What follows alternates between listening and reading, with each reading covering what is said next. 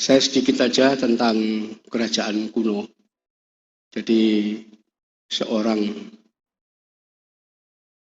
ahli geografi di Roma namanya Ptolemeus tahun 120 Masehi.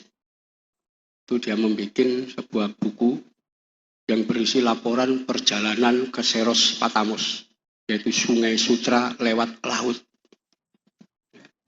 Jadi dia menggambarkan perjalanan dari Laut Merah, itu kemudian bergerak. Nah, dia menyebut satu tempat, sebuah kerajaan namanya Kaka Negara. Nah, itu ditafsirkan itu Salaka Negara. Di mana dia menyebutkan di situ di Laut Sundo, ya meskipun Sundo. Nah, kita menafsirkan ini pasti di Selat Sunda yang dimaksud.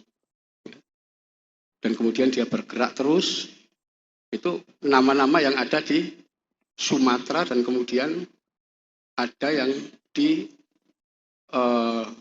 sepanjang pesisir Vietnam. Itu nama-nama itu. Jadi artinya tahun 120 Masehi sudah ada tempat namanya Koka Negara, atau yang disebut lokal dengan nama Salaka Negara. Kalau memang betul ada nama Salaka Negara, Salaka itu dari bahasa Sanskerta dan kemudian diserap ke dalam bahasa Jawa kuno. Artinya logam perak. Ya. Iya. Jadi artinya kerajaan itu kerajaan perak. Ya, kenapa? Penghasil perak atau apa mungkin dulu. Jadi kita harus tahu, paham bahasa yang digunakan pada masa itu. Nah, dalam catatan-catatan lama itu memang ada kerajaan Salaka Negara, cuma tidak diketahui. Baru belakangan ada naskah Wangsakerta itu yang menuliskan bahwa kerajaan Salaka Negara itu raja pertamanya yang hidup pada masa itu disebut Aki Tirem. Ya, masih nama lokal.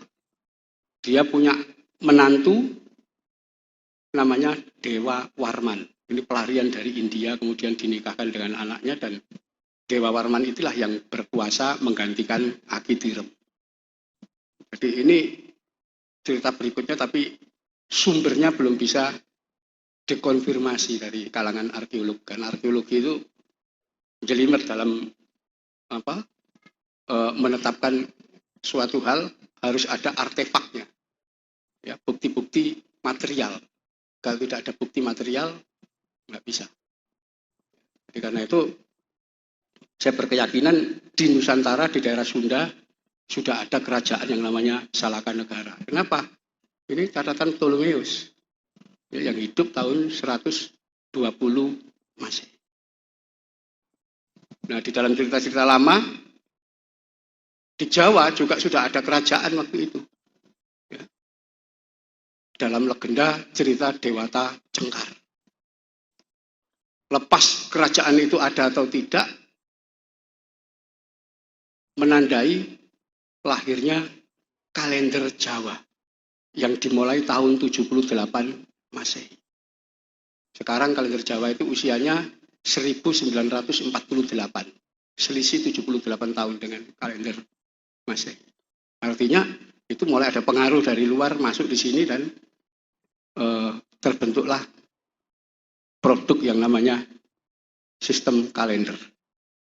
Jadi sudah ada itu. Nah, penamaan-penamaan ini memang hubungannya nanti dengan kepentingan-kepentingan sejarah. Jadi kolonial punya cara sendiri untuk kepentingan mereka. Nah, kalau kita membaca misalnya Pararaton tadi, Toko Kenaro, kita membaca naskah yang ditulis pada masa Hayam Wuruk, yaitu Negara Kertagama. Digambarkan Hayam Wuruk pernah berziarah ke makam leluhurnya, ya, yaitu Rangga Rajasa Sang Amurwa Bumi. namanya Rangga Rajasa.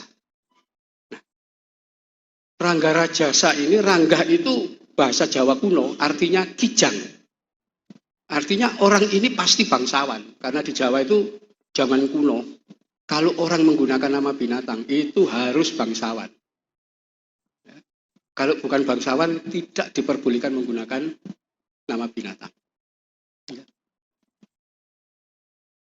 Gajah Mada itu baru memperoleh gelar Mahapati Gajah Mada, ya, nama gajah, setelah dia menjadi Mahapati Mangkubumi. Sebelum itu orang nyebut dia Empu Mada, nggak pakai nama gajah. Di situ dalam Pararaton, Rangga Rajasa ini diberi nama Ken Arok. Arok itu bahasa Jawa kuno, artinya berkelahi. Nah, Ken Arok artinya pemimpinnya tukang berkelahi, preman ini. Berkelahi dengan senjata namanya carok. Dan jago berkelahi namanya warok. Itu bahasa Kawi memang. Nah, kalau kita membaca bahasa tanpa tahu bahasa yang digunakan orang masa itu, ya mesti keliru kita nafsirkan. Itu tidak pernah ada nama Arok itu. Masa orang tua menamakan anakku tak beri nama berkelahi? Gak mungkin itu. Itu bikinan Belanda, jelas itu. Nama itu. Untuk memecah belah, itu menunjukkan bahwa raja-raja Jawa itu keturunan preman. Begitu juga Kidung Sunda itu untuk mengadu domba Sunda dengan Jawa. Itu memojokkan pengikutnya Diponegoro yang lari ke wilayah Sunda. Kenapa? Loh, semua orang Jawa tahu Wijaya yang mendirikan Majapahit itu orang Sunda. Ya, bukan orang sini. Karena itu nama-nama awal yang ada di Majapahit itu nama Sunda semua. Ya. Itu sebabnya dalam cerita tentang Gajah Mada dan seterusnya nggak pernah menyerang Sunda itu. Untuk apa? Gitu, itu keluarganya. Jadi daftar nama itu kalau kita lihat silsilah itu nama Sunda. Sampai zaman Ratu Suhita macam-macam nama Sunda, tidak ada Jawa Suhita itu. Nama Kertawijaya itu nama Sunda, bukan nama Jawa. Karena memang turun raja dari sana. Bahkan yang kita temukan dalam prasasti Mataram yang disebut Rakai Mataram Ratu Sanjaya. Itu semua orang Jawa tahu. Beliau Raja Sunda yang kawin dengan Putri Mataram dan kemudian menurunkan raja-raja di sini. Raja-raja Jawa di situ. Jadi keturunan nanti kerajaan Kediri ya, sampai kerajaan Singosari keturunan Sanjaya. Jadi justru kita nggak menemukan mana Raja Jawa keturunan Dewata Cengkar dulu itu mana, nggak ada. Malah turunan Sanjaya ini hampir semua turun. Jadi kalau genealogi kita tarik ke bawah akan ketemu itu. Akhirnya hanya dipecahkan dengan Kidung Sunda dan Pararaton bahwa Raja Sunda pernah dibunuh Gajah Mada di peristiwa Bubat. Rasanya nggak masuk akal. Kenapa? Yang jadi penguasa waktu itu Tribuana Tunggadewi kan. Dan kemudian Hayam Wuruk. Tribuana Tunggadewi, bapaknya Wijaya itu orang Sunda. Bagaimana dia membiarkan pembunuhan Raja Sunda yang nggak masuk akal? Alasannya apa gitu loh? Ya. Membunuh itu alasannya apa? Nggak masuk akal, dibikin-bikin semuanya. Jadi ada kepentingan-kepentingan memang yang harus merusak itu. Termasuk kita melihat sejarah awal Indonesia, kita tahu ya, Soekarno itu kadernya Syarikat Islam, misi keislamannya kuat ya, termasuk nanti dengan Musa, dengan Alimin ya, bagaimana Musa dan Alimin ini memprovokasi agar terjadi pemberontakan PKI tahun 26 dengan tujuan pemusnahan PKI tahun itu. 48 juga sama. Betulnya misinya misi syarikat Islam itu. Karena itu ketika perumusan negara Indonesia, Pancasila, 7 kata itu ada. Bung Hatta yang menolak itu, jangan diterapkan di sini. Tapi Bung Karno nggak mau menyerah. Dalam dekret Presiden 5 Juli 1959 ditetapkan lagi bahwa yang namanya Pancasila itu adalah memuat 7 kata itu, Piagam Jakarta. Itu silakan baca dekret Presiden itu. Juga penetapan ketika Presiden Indonesia, orang Indonesia asli beragama Islam. Beragama Islam dicoret. Usulan Hatta itu juga. Silakan lihat agenda ya, penyusunan Republik Indonesia. Bahkan ketika Hatta berkuasa tahun 1948 jadi Perdana Menteri, dia bikin yang namanya restrukturisasi dan rasionalisasi TNI militer. Tentara TNI nasional itu terbentuk dari 5 unsur. Yang pertama dari unsur tentara sukarela pembela tanah air PETA. Yang kedua dari Hizbullah. Yang ketiga bekas Hehu, yaitu orang pribumi yang jadi tentara Jepang. Yang keempat dari unsur masyarakat, ya, seperti Bung Tomo, Bibri, macam-macam itu bikin itu. Yang kelima dari unsur Kenil, bekas tentara Belanda. 5. Tapi yang kuat itu adalah PETA dan Hizbullah. PETA dibentuk tahun 43, Hizbullah tahun 44. PETA dari 65 batalion itu komandan batalionnya semuanya Muslim. Kenapa? Jepang tidak mau mengangkat orang non-Muslim menjadi tenaga militer.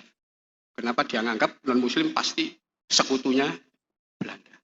Itu sebabnya bendera PETA warnanya hijau, ada lambang matahari di tengahnya. Di tengah matahari merah itu ada gambar bulan dan bintang.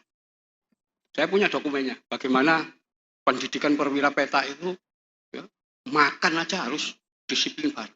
Sholat jamaah itu dokumentasinya ada semua. Baris berbaris semuanya. Di situ.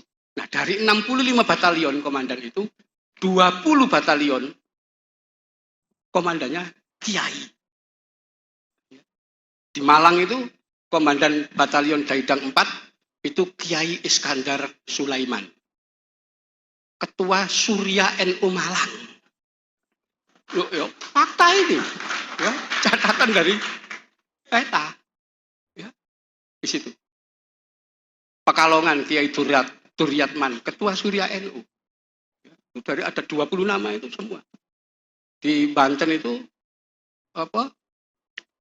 Kiai Nurjaman, kemudian Oyong Ternaya dan seterusnya itu orang PETA semua. 65 batalion, satu batalion itu 700 orang. Bisa dibayangkan berapa ribu itu. Di situ. Habis itu Hizbullah. Ya. Hizbullah tahun 44 dibentuk dan dididik di Cibarusa. Itulah yang kemudian perwira-perwiranya kembali membentuk barisan-barisan Hizbullah. Sampai terjadinya perang resolusi jihad, perang 10 November itu yang punya peran adalah PETA dan Hizbullah serta Heho dan pejuang masyarakat. Tentara Kenil nggak terlibat. Ya, gitu. 48 ketika Hatta jadi Perdana Menteri, dibentuklah RERA, restrukturisasi rasionalisasi militer. Bahwa militer baru profesional kalau bisa menunjukkan bukti ijazah sekolah. Nah, kiai-kiai yang jadi komandan batalion di PETA, yang jadi komandan batalion di Hizbullah, ya dulu didikan Hizbullah dan PETA, diturunkan pangkatnya. Kenapa? Loh, dari pesantren, gimana punya? Tidak ada ijazah sekolah mereka. 48 itulah komandan batalion ganti semua. Yang berasal dari unsur PETA yang nggak punya ijazah, yang berasal dari unsur Hizbullah yang nggak punya ijazah, diturunkan pangkatnya semua.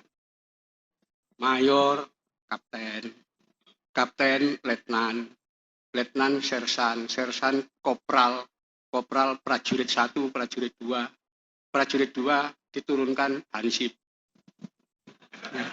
Nggak usah jadi tentara, nggak punya. Jadi seperti itu.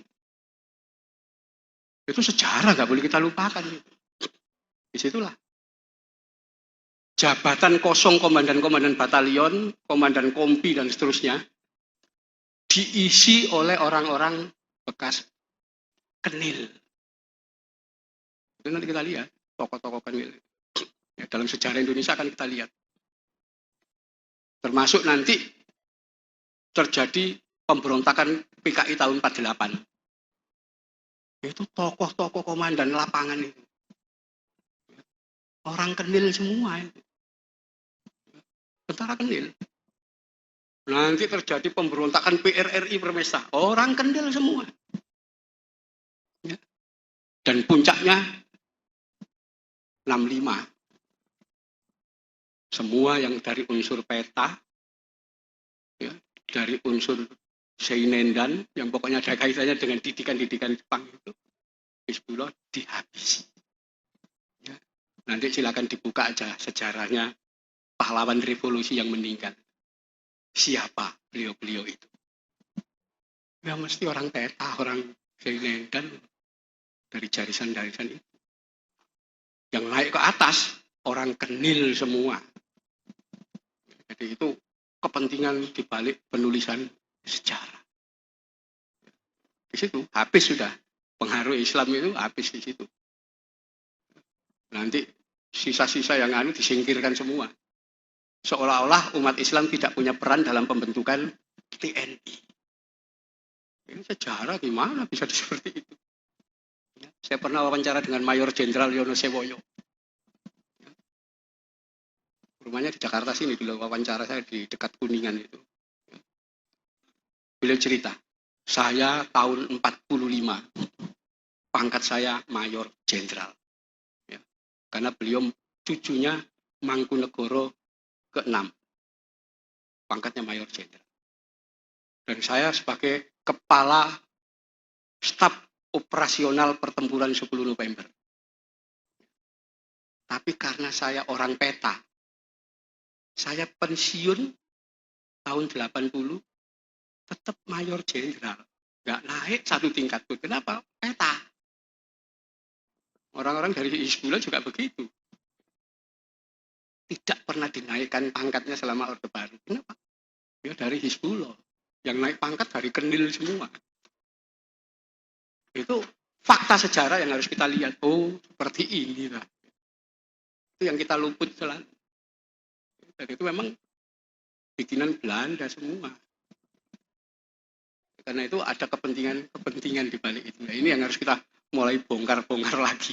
Oh, seperti ini ternyata. Ya, saya kira itu ya, mudah-mudahan kita memahami sejarah dalam wacana yang baru. Assalamualaikum warahmatullahi wabarakatuh.